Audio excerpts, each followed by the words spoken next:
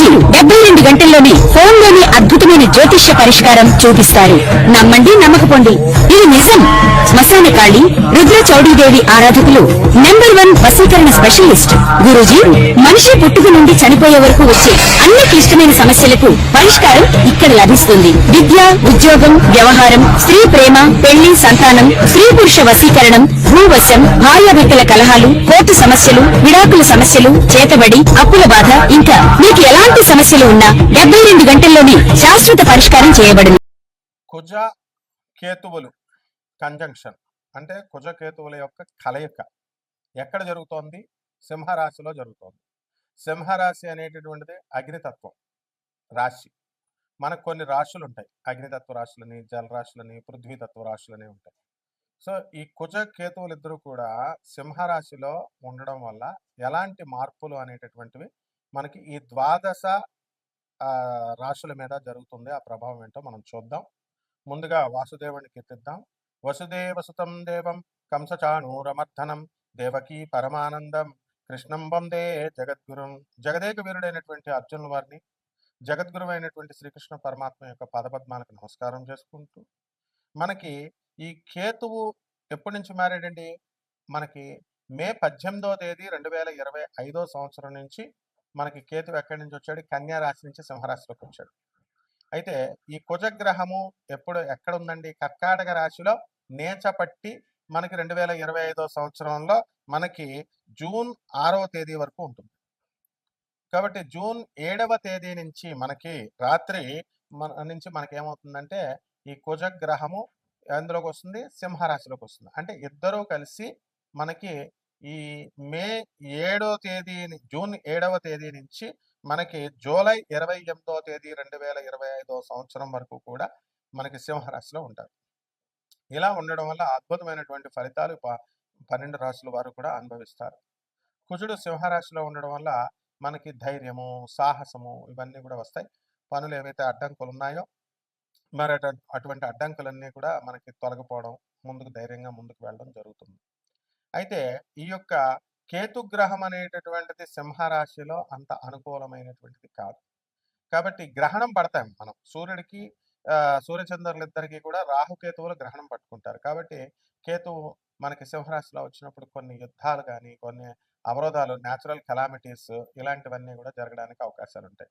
కుజకేతువులు ఇద్దరు కలిసి, కుజుడు అంటేనే యుద్ధం ఎప్పుడు, కేతువు ఎప్పుడు జరుగుద్దో తెలియదు అనమాట. ఇప్పుడు మనకి సద్దు మణిగిపోయింది అనుకుంటున్నాం కదా, పహల్గామ్ ఈ యొక్క యుద్ధము, ఇలాంటివన్నీ కూడా మళ్ళీ మనకి ఈ యొక్క పీరియడ్లో అంటే మనకి జూన్ 7వ తేదీ నుంచి జూలై మధ్యలో 28వ తేదీ వరకు 2 నెలల పాటు దాదాపుగా మళ్ళీ ఏదో చిన్న సైజు యుద్ధం ఎక్కడో భారతదేశంలోనే కాకుండా ప్రపంచంలో ఎక్కడో ఒక చోట జరగడానికి అవకాశాలు ఉంటాయి. అయితే కేవలం ఏమంటే అక్కడ యుద్ధాలండి, మరి మన రాశుల మీదకి మనకి ఏం జరుగుతాయండి అంటే 12 రాశుల మీద కూడా యుద్ధాలు జరగడానికి అవకాశాలు ఉంటాయి. యుద్ధాలంటే ఏంటంటే మీ ఇంట్లో గొడవలు. తర్వాత ఈ యొక్క కొన్ని రాశుల వారికి మేలు చేస్తాయి, కొన్ని రాశుల వారికి అప్పులతో యుద్ధాలు, పోలీస్ స్టేషన్లు, ఒకళ్ళొకళ్ళు కొట్టుకోవడాలు, ఇలాంటివన్నీ కూడా జరుగుతాయి.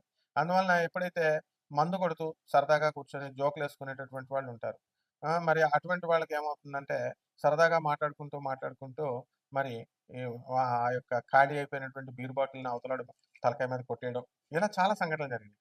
ఇప్పుడు చాలా మంది ఇది పరిహాసాలకు దూరంగా ఉండాలి అటువంటప్పుడు. తర్వాత యుద్ధాలకి జోకులు వేసుకోవడం, బావమర్దులు సరదాగా మాట్లాడుకోవడం, అన్నదమ్ముల ఆస్తుల కోసం ఫైటింగ్లు, బోరింగ్ నా పొలంలో వేసో దూరంగా 10 అడుగుల తర్వాత దూరంగా వేయాలి అని, ఇలా రకరకాల గొడవలు, రకరకాల ఉదంతాలు అవన్నీ కూడా జరుగుతాయి. కాబట్టి ఈ సమయంలో సంయమనం పాటించాల్సినటువంటి అవసరం ప్రతి రాశి వారికి కూడా ఉందన్నమాట. కాబట్టి ప్రకృతిలో అనేకమైనటువంటి యుద్ధాలు జరుగుతాయి, అర్త్క్వేక్స్, భూకంపాలు వచ్చేస్తాయి, అగ్ని ప్రమాదాలు జరుగుతాయి ఈ పీరియడ్లో.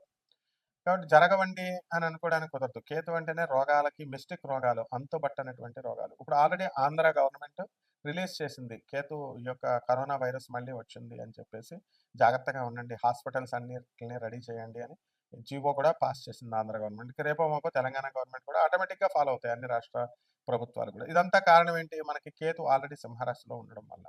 కాబట్టి అనేక రకమైనటువంటి వైరస్లు మనకి పెరగడానికి అవకాశాలు ఉన్నాయి. కాబట్టి ఈ యొక్క కరోనా సమయంలో మనం జాగ్రత్తగా కనుక చూసుకుంటే మందు తాగినటువంటి వాళ్ళందరూ కూడా సేవ్ చేయబడ్డారు. బజ్జీలు కొట్టుల్లో వెళ్ళి బజ్జీలు తిన్నవాళ్ళు, ఆ పేపర్‌లో న్యూస్ పేపర్‌లో రకరకాల ఆయిల్స్‌తో తిన్నటువంటి వాళ్ళు మాత్రం ముఖ్యంగా పాపం వయస్సులు చాలా ఊబకాయాలు లావుగా ఉన్నటువంటి వాళ్ళు చనిపోయినటువంటి వాళ్ళు చాలామందున్నారు కరోనా వైరస్‌లో.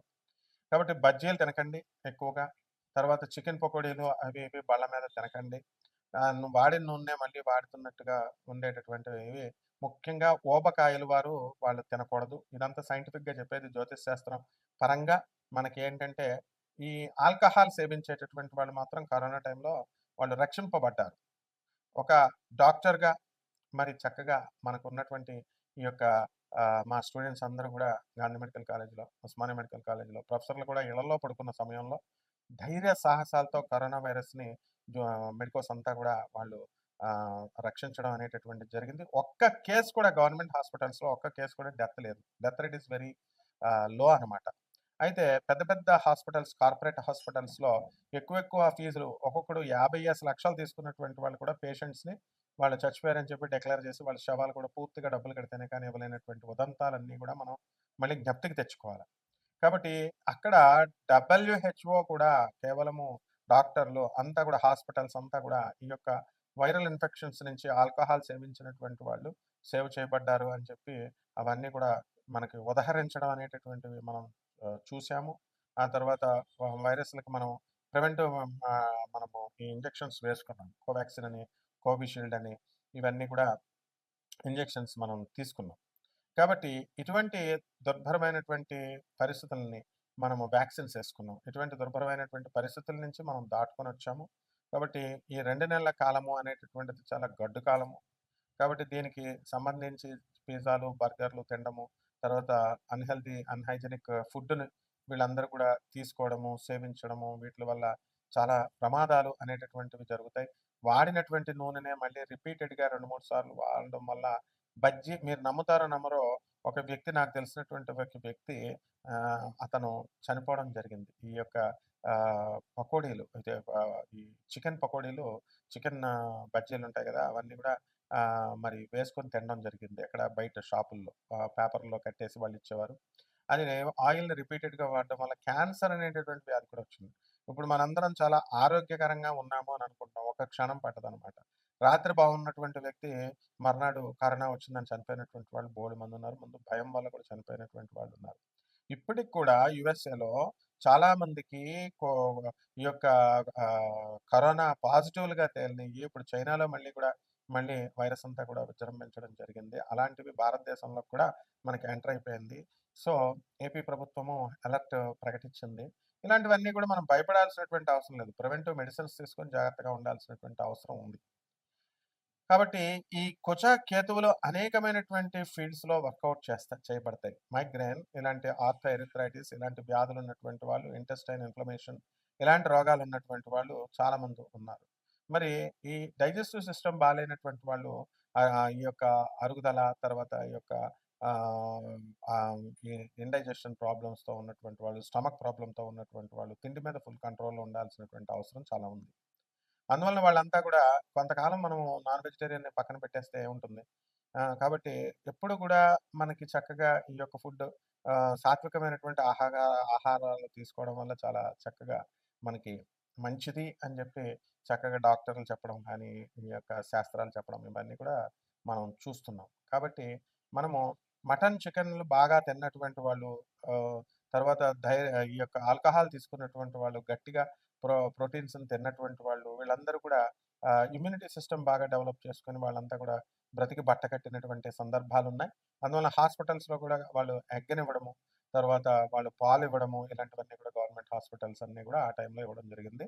అండ్ మెయిన్‌గా ఆ టైంలో కరోనాలో దొరికిందే ఛాన్స్ అని చెప్పేసి మరి డాక్టర్లు చెప్పకపోయినా సరే ఆయుర్వేదం ప్రాక్టీషనర్స్‌గా ఉన్నటువంటి వాళ్ళు తర్వాత వీరమాచినేని గారు ఇలాంటి వాళ్ళందరూ కూడా వాళ్ళంతా కూడా ఈ ఫుడ్ బాగా తినండి అని ప్రచారం చేయడం వల్ల చాలా మంది 2 నెలల పాటు మన కరోనా ఆ 2 సంవత్సరాలు కూడా విపరీతమైనటువంటి తిండి తినడము, ఆ తర్వాత బలాన్ని పెంచుకోవడము ఇలాంటివన్నీ చేశారు తప్ప, మనము పేద ప్రజలకు మనం సేవ చేయాలి, అనాథలకు సేవ చేయాలి, సాధువులకు సేవ చేయాలి, సాధువులకి, వికలాంగులకి మనము ధన సహాయాలు చేయాలి. ఇలాంటివన్నీ కూడా మోరల్స్ అండ్ ఎథిక్స్ మీద ఎవరు కూడా కాన్సంట్రేషన్ పెట్టలేదు. అండ్ ఎప్పుడైతే కరోనాలో మనకి చాలామంది అందరూ కూడా చనిపోవడం జరిగిందో, అటువంటి టైంలో అందరూ కూడా భయపడి కొంత స్పిరిచువల్‌గా మారడం అనేటటువంటిది జరిగింది. సో, ఈ కుజ, కేతువు గ్రహాల యొక్క ప్రభావం ఎలా ఉంటుందంటే, వాళ్ళకి ఆటోమేటిక్‌గా ఇతరుల పైన మనము ఆరోగ్యం విషయం పట్ల కాస్త జాగ్రత్తలు తీసుకోవాలని ముందు దృష్టి ఉంచడము. మెయిన్‌గా యుద్ధాలే కాకుండా అంతర్యుద్ధాలు, ఇటువంటి అప్పులోళ్ళ దగ్గర తీసుకున్నటువంటి అప్పులు మనం తీర్చకపోవడము, ఇలాంటి ఆటిల వల్ల కొన్ని గొడవలు జరగడము, ఇలాంటివన్నీ కూడా మనకి జరిగినాయన్నమాట. కాబట్టి ఈ 12 రాశుల వారికి కూడా మనం రకరకాలుగా ఒక్కొక్క రాశి వారికి కొంతమందికి మంచి చేస్తుంది. కొంతమందికి మంచి చేయదు. కొంతమంది హాని చేస్తుంది. ఇవన్నీ కూడా మనం తెలుసుకోవాల్సిందేంటంటే ప్రివెంటివ్‌గా మనం ఉండడం అనేటటువంటిది చేసుకోవాలి. కేవలం ఈ కుజ, కేతువులు అనేటటువంటిది మనకి ఈ యొక్క సింహరాశిలో యుద్ధాలైనా జరుగుతాయండి అంటే మనకు hijacking the real knowledge and the absolute knowledge and the truth knowledge కూడా దీని యొక్క బాధ్యత ఉంటుంది. దాని యొక్క ప్రభావం ఉంటుంది. ఎవరైతే అబ్సల్యూట్ నాలెడ్జ్ అని మనం చెప్తామో అటువంటి వాళ్ళు చెప్పేది మనకి ప్రజలకి నిజాలు చెప్తే ఎవరికీ యథార్థవాది, లోక విరోధి అంటారు. అటువంటి వాళ్ళని మనం అపార్థం చేసుకుంటాం. అలాగే మీ బంధువుల్లో కూడా ఎవరైనా మీ శ్రేయస్సు కోరుకొని, మీ స్నేహితుల్లో ఎవరైతే శ్రేయస్సు కోరుకొని వాళ్ళు చెబుతారో అటువంటి వాళ్ళందరూ కూడా అందరిని కూడా ఇష్టపడరు జనం. ఎవరైతే ఫేక్ యాస్ట్రాలజర్స్, ఫేక్ పర్సన్స్ మీకు పరిచయమై ఆర్‌పీ ఉంటుంది, రైస్ పుల్లింగ్ ఉంటుంది, ఇన్ని లక్షల కోట్లొచ్చేస్తుంది, మీరు 3,00,00,000 కట్టండి, 8,00,00,000 కట్టండి అని, లేకపోతే అమెరికాలో బంగారం ఇతర ఫారిన్ కంట్రీస్‌లో బంగారం తక్కువ ధరకొచ్చింది. ఇలాంటివన్నీ కూడా కొనండి మీకు లాభము అనంటే, వీళ్ళు అవతల వాళ్ళు ఎవరో కూడా వీళ్ళకి తెలీదు కానీ చాలామంది నా శిష్యుల్లో కొంతమంది డబ్బులు వేయడం కోట్ల రూపాయల్లో వాళ్ళు ఆహ్, ఆహ్, మాయమైపోవడము, తర్వాత ఫోన్‌లు ఎత్తకపోవడము, ఇలాంటివన్నీ చేసి నష్టపోయినటువంటి సందర్భాలున్నాయి. ఇలాంటి ఫేక్ వాళ్ళందరూ కూడా పరిచయాలవ్వడానికి అవకాశాలు ఎక్కువగా ఈ యొక్క 2 నెలల్లో ఉంటుంది. దీనివల్ల ఏమవుతుందంటే, మనకి దురాశ అనేటటువంటిదే మెయిన్. దురాశ అనేటటువంటిది కూడా ఒక క్రిమి. కేవలం మనుషులందరూ కూడా దురాశ పరులైపోతారు. మాకేంటి లాభం అనేటటువంటిది చూసుకుంటారు. ఇప్పుడు ధర్మాన్ని ఆచరించండి.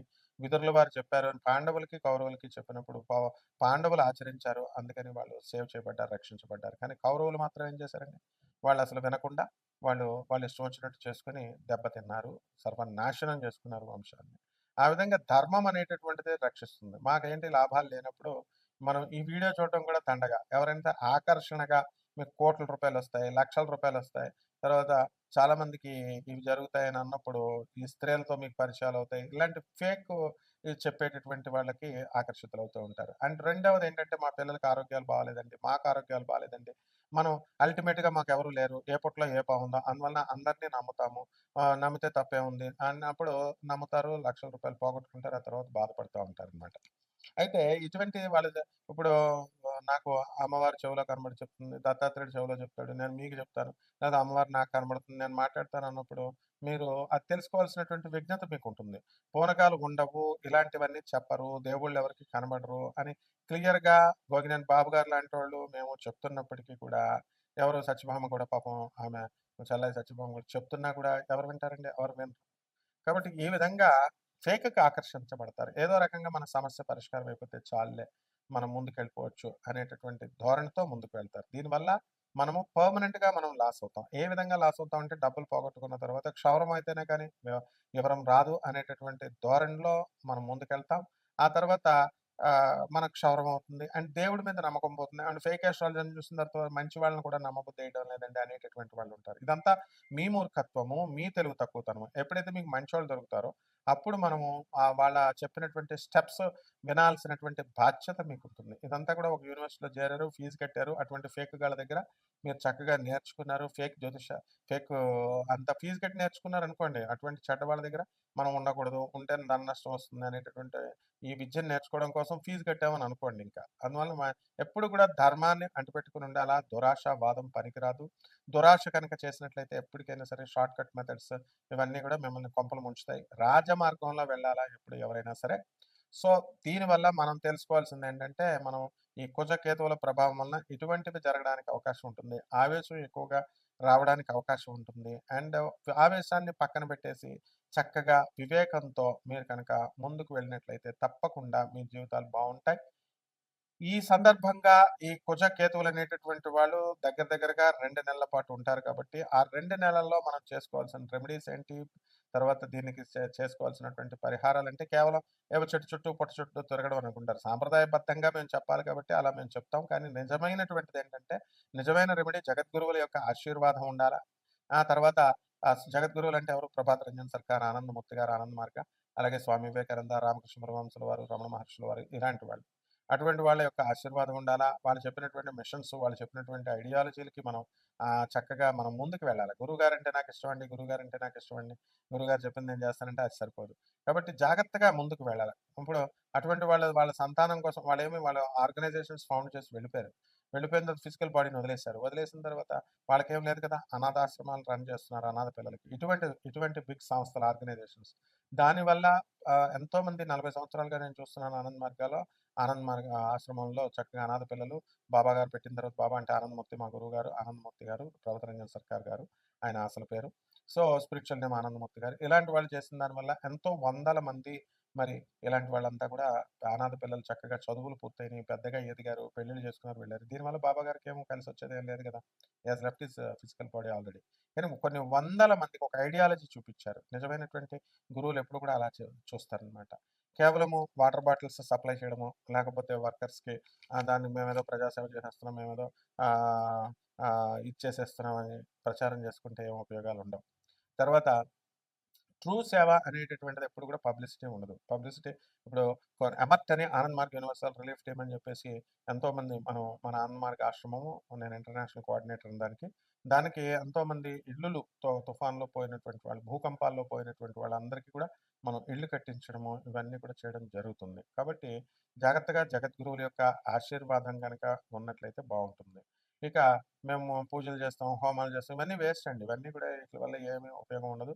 కేవలము జగద్గురువుల యొక్క ఆశీర్వాదం వల్ల మనకి ఇవన్నీ కూడా మిగిల్చుకోవచ్చు. ఈ డబ్బులన్నీ కూడా కేవలం మీరు జగద్గురువుల ఆశీర్వాదం ఉండాలంటే మీరు పిసినారులుగా ఉండకూడదు కదా! మీరేం చేయాలా? మీరు అంతా కూడా ఇన్‌కమింగే రావాలా, బయట ఔట్ గోయింగ్ ఉండకూడదు కదా! పేదవాళ్ళకి ఎవరిస్తారు మరి? అనాథ పిల్లలకి ఎవరిస్తారు చెప్పండి? సాధు పురుషులకి ఎవరిస్తారు? మీకు ఆశీర్వాదం ఎందుకొస్తుంది? అన్నీ కూడా చాలామంది ఏంటంటే నాన్ కమర్షియల్ యాస్పెక్ట్‌తో మేము చెప్పినప్పటికీ కూడా రూపాయి కూడా మేము ఖర్చు పెట్టమండి అనంటే అది మీ తప్పు. అందువలన ఇవ్వాల్సింది పేదవాళ్ళకివ్వాలి, అనాథ పిల్లలకివ్వాలి, ఆ తర్వాత వికలాంగులకివ్వాలి, ఆ తర్వాత సత్పురుషులకివ్వాలి. ఇలా చేసుకున్నప్పుడు మాత్రమే మనకి ఈ కుజకేతువుల యొక్క దీని నుంచి మీరు రక్షించబడతారు. కాబట్టి 12 ఈ ద్వాదశ రాశుల వారు విడివిడిగా ఏ రాశి వారు ఏం చేసుకోవాలి, ఎలా ఉంది పరిస్థితి, ఈ గ్రహ మార్పుల వల్ల మనం తెలుసుకుందాం. ఒక్కొక్కటి మనం తెలుసుకుందాం.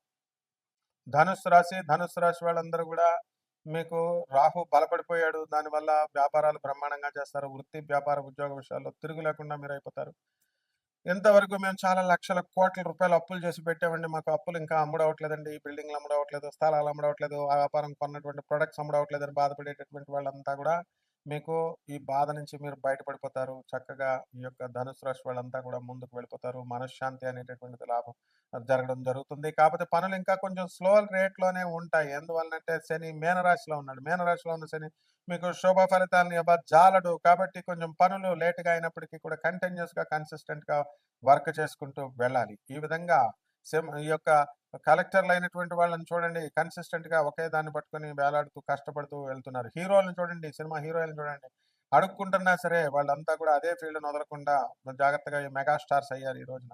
కాబట్టి ఈ రకమైనటువంటి పోరాట పటిమ ఈ ధనుస్సు రాశి వాళ్ళకి ఈ కుజకేతువుల వల్ల వస్తుంది. అదే విధంగా భాగ్యంలో ఉన్నటువంటి ఈ కుజకేతు గ్రహ ప్రభావాల వలన మీ సోదరులు డెవలప్‌మెంట్ అనేటటువంటిది వస్తుంది. మీ పేరు మీద ఉన్నటువంటి రియల్ ఎస్టేట్ రంగము అంతా కూడా స్థలాలు, రేట్లు అన్నీ కూడా పెరగడం అనేటటువంటివి జరుగుతాయి.